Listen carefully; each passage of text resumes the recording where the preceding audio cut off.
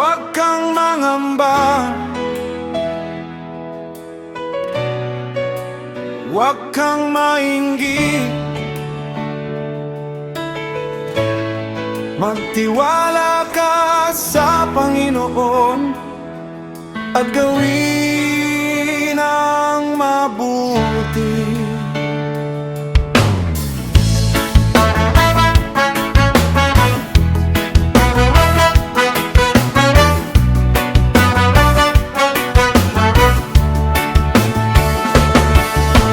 Huwag kang mabalisa dahil sa masasama.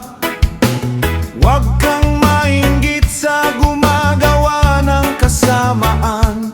Tulad sila ng damo, mabilis matuyo, at tulad ng halamang madaling malanta.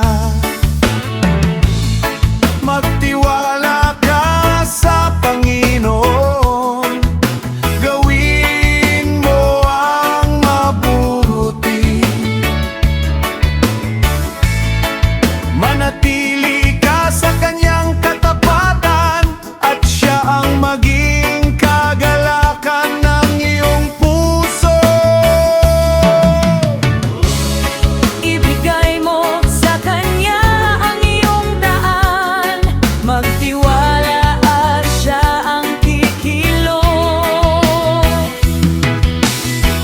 Huwag mong piliting hawakan ang lahat. Ang Panginoon ang nakakaalam ng bukas.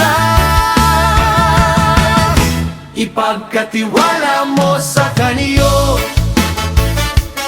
o iyong buhay, ang iyong daan.